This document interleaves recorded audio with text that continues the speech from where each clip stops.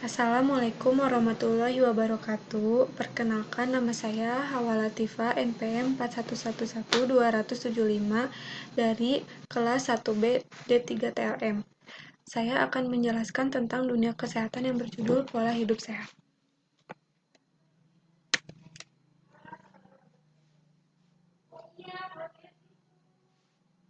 Hmm,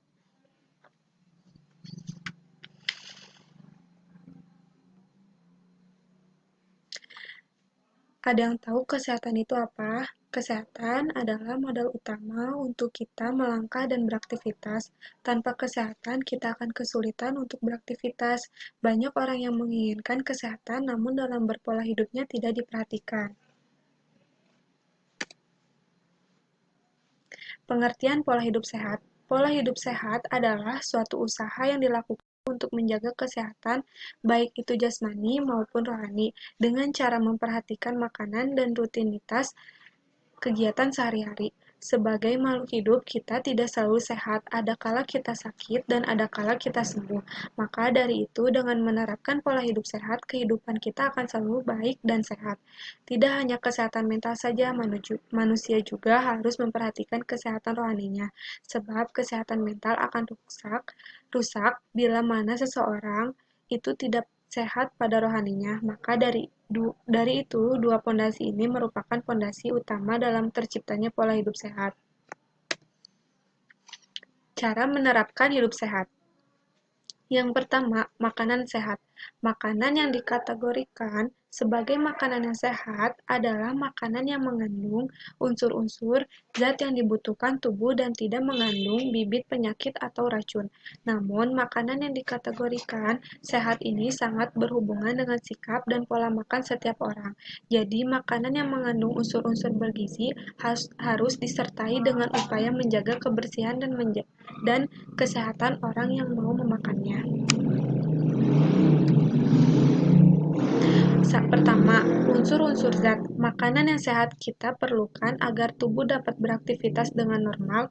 Unsur-unsur makanan sehat adalah makanan yang mengandung zat-zat seperti protein, lemak, karbohidrat, mineral, vitamin, air dengan takaran yang seimbang. 2. Manfaat unsur-unsur makanan, zat-zat yang dikandung dalam makanan mempunyai fungsi atau manfaat tersendiri bagi tubuh kita.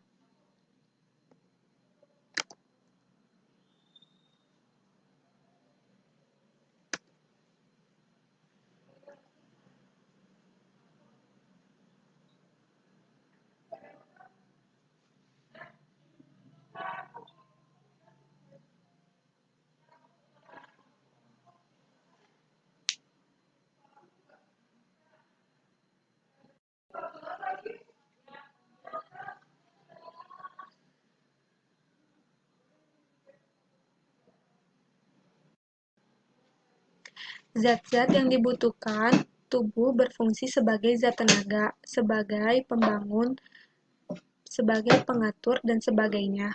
Yang pertama, zat tenaga. Zat tenaga biasa berasal dari karbohidrat, lemak, dan protein. Unsur-unsur ini biasa terdapat pada nasi, jagung, daging, telur, dan lain sebagainya. Yang kedua, zat pembangun. Dalam makanan terdapat zat yang disebut dengan zat pembangun.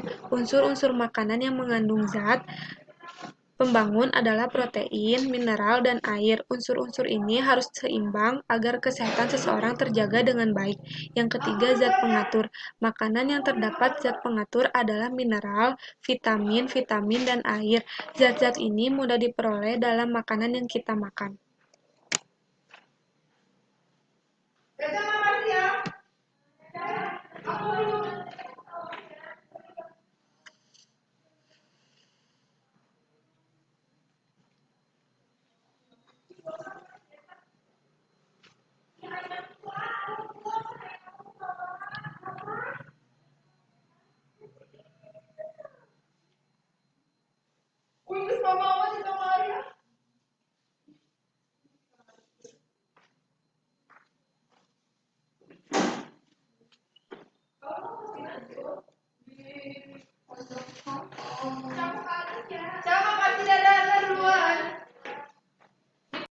Yang kedua, minuman sehat. Air minum yang sehat adalah air minum yang cukup mengandung mineral yang dibutuhkan tubuh. Air minum sehat juga berarti air minum yang bebas dari bibit penyakit dan racun. Memilih minuman memang tak lepas dari masalah selera, namun sebaiknya kita tidak melupakan segi kesehatan. Kita perlu mengetahui dalam suatu jenis minuman, apakah minum itu merupakan minuman yang dibutuhkan tubuh kita atau tidak, atau apakah minuman itu termasuk minuman yang bersih atau sehat. Berikut yang pertama, harus jernih, tak berwarna, tak berbau, dan tak berasa, seperti asin, manis, pahit, atau getir, atau disebut air yang memenuhi persyaratan fisik. Yang kedua, tidak mengandung zat yang membahayakan kesehatan seperti tenaga, seng, racun, dan alkohol. Yang ketiga, atau disebut air yang memenuhi persyaratan kemis atau kimiawi. Yang keempat, tidak mengandung benih-benih penyakit, misalnya tifus dan disentri. Yang kelima, cukup mengandung mineral yang dibutuhkan tubuh. Ketiga, gizi seimbang. Kita sudah membahas bersama tentang minuman yang bersih dan sehat. Ada beberapa minuman yang sangat dibutuhkan oleh tubuh kita seperti air, kopi, jus, susu, dan lain sebagainya. Semua minuman bermanfaat bagi tubuh, tetapi belum tentu semuanya dibutuhkan oleh tubuh kita. Karena itu, kita perlu menjaga keseimbangan gizi. Jika tidak ada keseimbangan gizi, maka zat-zat yang kelebihan akan menimbulkan penyakit baru. Misalnya, kita makan makanan yang bergizi tinggi tetapi tidak melakukan olahraga, maka dapat mengakibatkan obesitas atau kegemukan yang berlebihan. Gizi seimbang adalah susunan menu seimbang yang dapat memberikan yang pertama, cukup kalori atau energi guna memenuhi pengeluaran energi setiap hari. Yang kedua, cukup protein guna memenuhi keperluan tubuh untuk pertumbuhan. Yang ketiga, cukup lemak guna keperluan tubuh akan asam lemak, tak jenuh dan untuk menggunakan vitamin-vitamin yang larut dalam lemak. Yang keempat, cukup vitamin yang mineral. Setiap orang tentu ingin hidup dengan pola yang sehat, namun kadang-kadang hal itu sulit terlaksanakan karena berbagai situasi yang kurang memungkinkan. Nah, jika Anda termasuk orang yang ingin hidup sehat tetapi tidak ingin repot, mengapa tidak mencoba hal-hal berikut?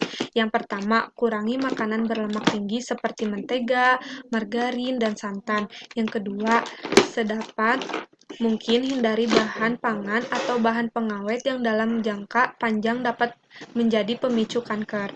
Yang ketiga, perbanyak minum air putih, mineral 8 gelas sehari, hindari minuman beralkohol, bersoda, dan minuman dengan kandungan gula dan kafein tinggi. Jus, sayuran, dan buah baik untuk menjaga dan memelihara kesehatan tubuh. Yang keempat, berolahraga. Olahraga adalah kegiatan yang mudah dilakukan tetapi banyak yang mengabaikan. Yang kelima, istirahat yang cukup. Istirahat yang cukup memberikan dampak bagi tubuh kita yang letih dan memberikan cukup waktu untuk mengembalikan tenaga yang telah dipakai. 6. Mengondisikan lingkungan yang sehat.